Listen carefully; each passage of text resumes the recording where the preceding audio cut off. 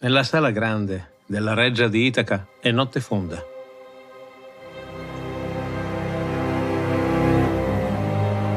I bracieri si stanno spegnendo, il fuoco del focolare resta acceso, basso, e disegna sulle pareti ombre lunghe che si muovono piano. In mezzo alla sala una vecchia è inginocchiata davanti al sedile di un mendicante. Il bacile di bronzo che le è caduto dalle mani è rovesciato sul pavimento. L'acqua si è già allargata fino al focolare e sfrigola sulla cenere calda. La vecchia ha appena pronunciato poche parole sussurrate così piano che nessuno nella stanza può averle udite.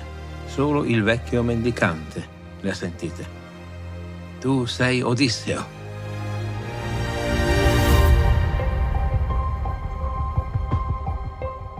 Grazie agli amici su TP che amano questo podcast: Giacomo, Sisifo Felice, Federica, Maddalena e Giorgio. Grazie anche a Sara, Anna, Santo, Ergis dall'Australia ed Alex. Grazie ad Alessandro, Mirko, Vanessa, Jimbo dal Belgio, Fabio, Lizanel da Cambridge, Tommaso B, Giulia 168, Francesco, Michele ed Emily. Grazie infine a Marina, Alessia, Raul, Chiara Miriam, Cristina, Juan ed Eugenia.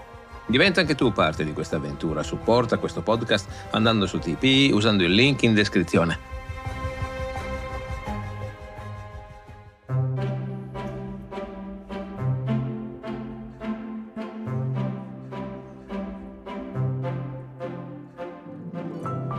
Questo che stai ascoltando è Mitologia, le meravigliose storie del mondo antico. Sono Alessandro Gelain, insegnante di filosofia, psicologia e scienze umane. Se vorrai stare in mia compagnia, ti offrirò le storie più interessanti della mitologia greca e romana. Il mito ha ancora molto da insegnarci e talvolta, come uno specchio, è capace di mostrare meglio a noi stessi quello che siamo. Puntata numero 272, La vita di Odisseo, episodio 32, Euriclea e il sogno delle oche.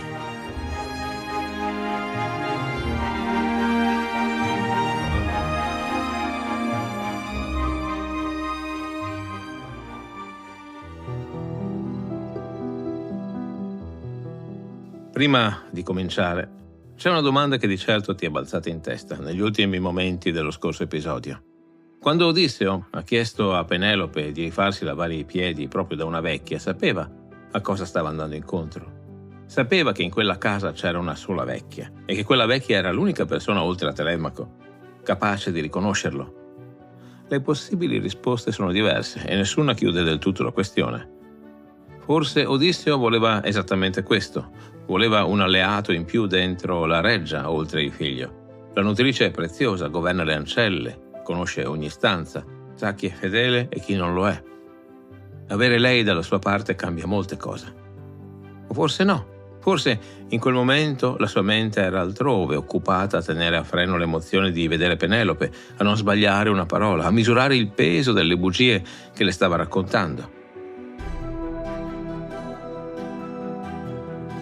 Oppure, semplicemente, è la prima volta da quando è sbarcato a Itaca che il piano gli scivola un poco di mano. Anche Odisseo, di tanto in tanto, può commettere un piccolo errore. Non lo sapremo mai, e il bello è proprio questo. Davanti alla nutrice inginocchiata in quell'attimo, Odisseo è costretto ad improvvisare. 20 anni di Metis e adesso, per scelta o per distrazione, deve gestire questa cosa subito, con le mani. E le sue mani si muovono. La mano destra del mendicante si stacca dal ginocchio, scatta verso il viso della vecchia e le si chiude attorno alla gola. È un gesto rapido, preciso, di chi le mani sa usarle. Non una stretta da soffocare, non ancora, ma una stretta che porta un messaggio che dice: in questo momento la tua vita è dentro questa mano. Euriclea sente le dita del padrone serrarsi. Percepisce la forza del braccio dietro quelle dita. Capisce che se questa mano stringesse appena di più non avrebbe nemmeno il tempo di gridare. Con l'altra mano Odisseo le carezza la testa mentre si sporge verso di lei. Le avvicina la bocca all'orecchio, le parla pianissimo e con gravità nel tono. La voce è proprio quella del re di Itaca, chiara e netta. Nutrice, vuoi farmi morire? Sì. Sono io, dopo 20 anni di sofferenze, sono tornato a casa. Tu hai capito. Un Dio te l'ho messo in mente, ma ora taci. Nessuno deve sapere che sono qui dentro. Nessuno, hai capito? Né le ancelle né Penelope. Ascoltami bene, perché non te lo dirò 2 volte. Non mi tradire, poiché se gli dèi mi metteranno in mano i proci, non risparmierò nemmeno te quando verrà il momento di fare giustizia delle ancelle infedeli, anche se sei la donna che mi ha allattato. Tutto in un sussurro, tutto a un palmo dal viso di Penelope, che è seduta vicino e non si è accorta di nulla.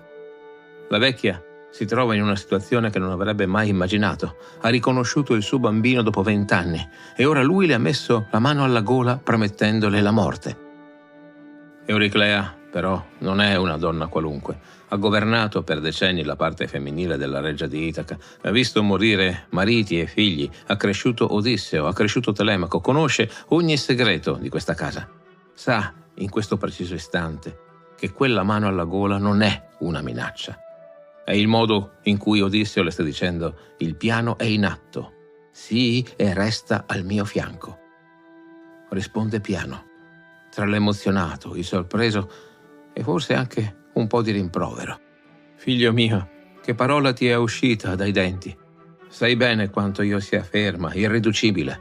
Rimarrò come pietra dura, come ferro. E ti dirò un'altra cosa e tu mettila a mente. Quando gli dèi ti avranno messo in mano i proci superbi, ti farò io il nome di tutte le donne di questa casa, una per una, quelle che ti hanno disonorato e quelle che ti sono rimaste fedeli.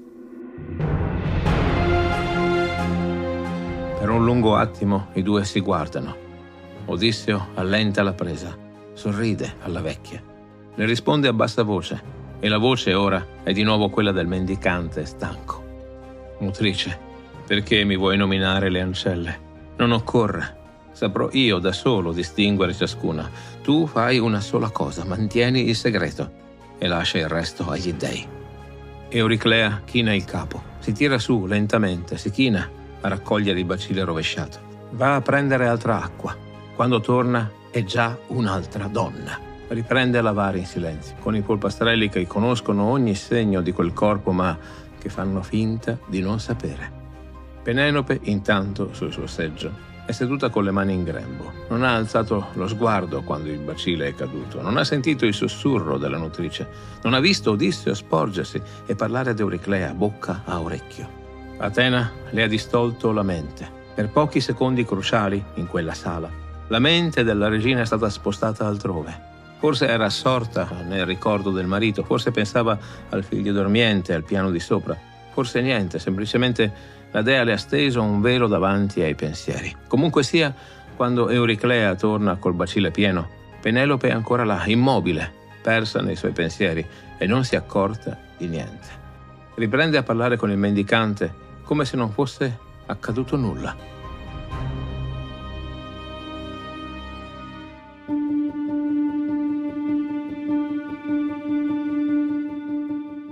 Ospite caro, vorrei chiederti ancora una cosa prima che la notte ci porti via. Tu sei un uomo che ha visto molti popoli, forse, tra le altre cose, sai anche interpretare i sogni.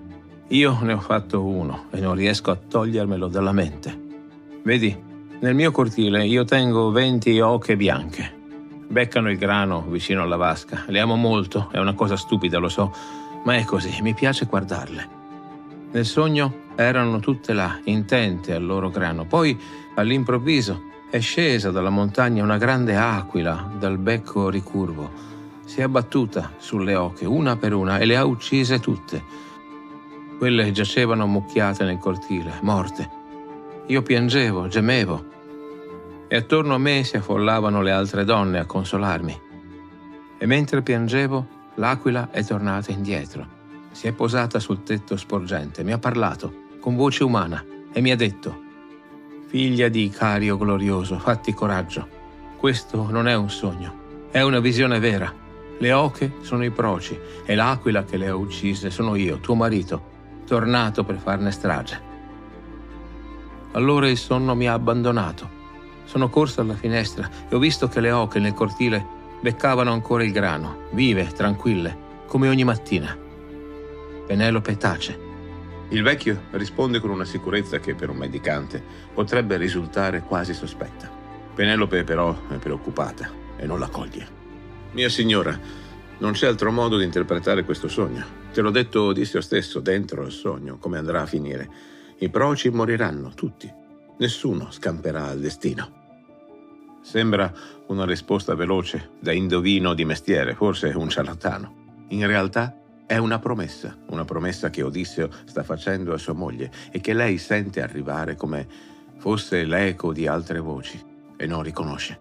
Penelope però non si rasserena, non ringrazia, resta seria sul suo seggio e gli risponde con una distinzione che in una donna che fino a un attimo prima sembrava in balia delle proprie speranze suona come un momento di lucidità.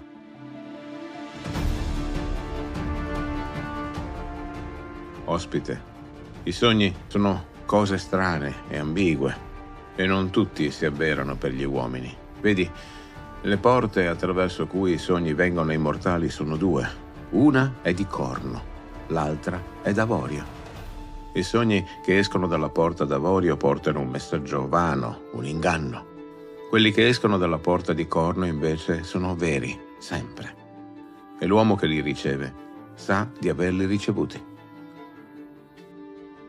Le due porte di cui parla Penelope fanno riferimento a una delle invenzioni più belle della cultura greca antica. Nel testo originale di Omero c'è anche un piccolo gioco di parole che a noi in italiano sfugge, ma in greco era udibile da chiunque. La parola per corno è keras, che rimanda al verbo compiere, nel senso di portare a effetto. La parola per avorio è elephas e suona simile al verbo elefairomai, ingannare. Insomma, i sogni che passano dalla porta di corno si compiono. Quelli che passano dalla porta d'avorio ingannano. È anche un'idea profonda. Il sonno per i greci è una soglia con due porte. Una lascia passare le visioni vere, quelle mandate dagli dèi. L'altra lascia passare le visioni false, quelle che la nostra mente fabbrica da sé perché vuole credere in qualcosa, desidera disperatamente che qualcosa accada. Torniamo ora nella sala di Itaca. Penelope sta dicendo una cosa precisa. Quanto al mio sogno, temo che non sia uscito dalla porta di corno. Temo che sia bello, ma falso. Sarebbe una gioia troppo grande per me e per mio figlio, se fosse vero. Il mendicante non ribatte, non può ribattere. Sa che il sogno è uscito dalla porta di corno, ma sa anche che dirlo in questo momento porterebbe a dover rivelare la sua vera identità.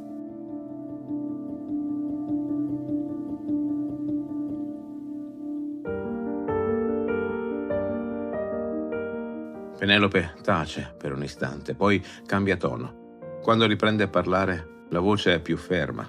Ha deciso qualcosa mentre discutevano. Ascoltami bene, ospite, perché quello che dico ora è importante. Domani sarà l'alba del giorno che mi vedrà andare via da questa casa. Ho deciso di proporre ai proci una gara. Mio marito, quando era qui, faceva un gioco con il suo arco. Piantava in fila nella sala 12 scuri, ritte come puntelli di nave. Si metteva lontano, prendeva una freccia e la faceva passare attraverso tutti e 12 i fori, tutti e 12. Un solo tiro. Si ferma, inghiotte nervosamente. Domani proporrò ai proci di fare lo stesso. Chi ci riuscirà, chi saprà tendere il suo arco e far passare la freccia attraverso le scuri, quello io seguirò. Lascerò questa casa così bella e così ricca che mi ricorderò sempre, anche nei sogni. Me ne andrò con lui. La frase resta sospesa. La gara dell'arco è una delle scelte più studiate e più discusse dell'intero Odissea, ma a noi in questa stanza deve interessare quello che fa quella frase nelle orecchie di Odisseo. Per lui è la conferma che tutto è pronto. È il segnale che aspettava. Sa che nessuno dei proci riuscirà a tendere quell'arco. Sa che ci riuscirà solo lui, perché quell'arco, che un tempo appartenne a re Eurito di Ecalia, discepolo nell'arte della freccia dello stesso Apollo, quell'arco incredibile, dicevo, lo conosce come si conosce una parte del proprio corpo. Sa che la gara di domani è la trappola perfetta. Tutti i pretendenti saranno radunati in sala. Lui avrà fra le mani l'arma che gli serve e finalmente potrà fare ciò per cui è tornato.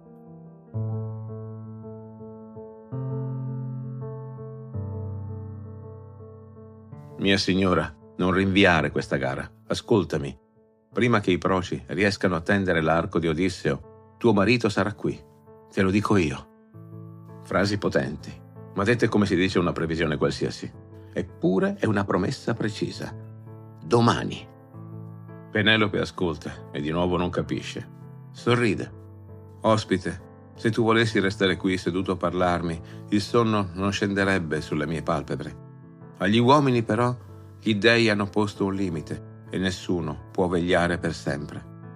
Io salirò alle mie stanze, mi stenderò sul mio letto, quel letto che da 20 anni è pieno di lacrime, da quando Odisseo partì per Ilio funesta. Là dormirò. Tu resta qui in sala. Le ancelle ti prepareranno un giaciglio per terra, oppure qualcosa per coprirti. Penelope si alza dal seggio. Le ancelle fedeli si avvicinano, prendono le torce, le fanno luce.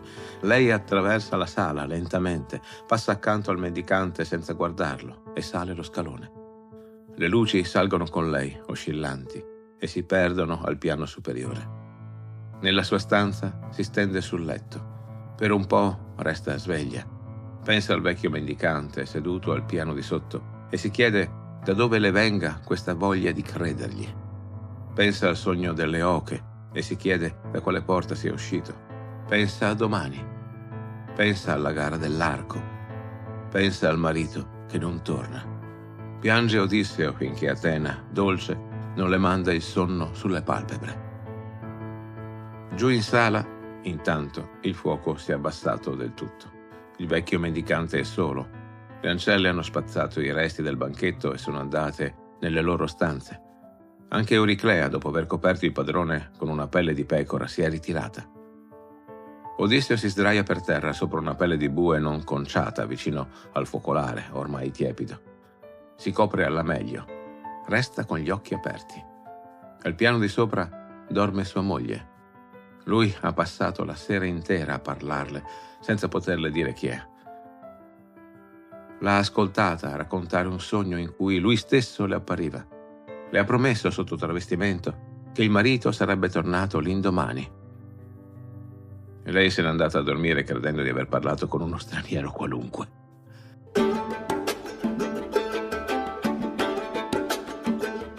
Sotto la pelle di bue, Odisseo non riesce a chiudere occhio. La rabbia per i proci gli morde dentro come un cane che non si lascia accarezzare. È solo per un attimo. Poi la Metis si mette in moto. Domani sarà la giornata più importante della sua vita. Domani la gara dell'arco. Domani la trappola scatterà. Domani saprà se 20 anni di sofferenze avranno avuto un senso oppure no. Si volta su un fianco. Prova a chiudere gli occhi.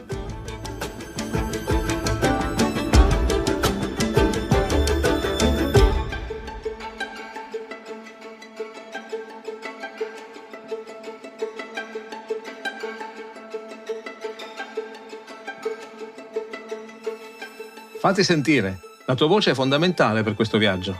Metti mi piace su YouTube o il più su Spotify per l'algoritmo fa una differenza enorme. Su YouTube per cellulari puoi supportare gratuitamente il canale 3 volte a settimana mettendo un hype. È importante e aumenta la visibilità. Condividi nei commenti le tue riflessioni. Ogni tuo pensiero arricchisce questa comunità e personalmente mi aiuta molto chi mi scrive cosa gli è piaciuto e perché.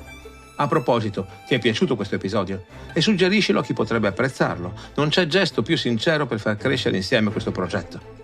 Pensa a quella persona che conosci e che ama le belle storie. Ecco, proprio lei. Falle un regalo, condividendo questo o altri episodi. Iscriviti per non perdere le prossime storie che ho preparato per te, e lo sai, ne arrivano di bellissime. Questo è Mitologia. Io sono Alessandro Gelain e ti aspetto sulla tua piattaforma d'ascolto preferita.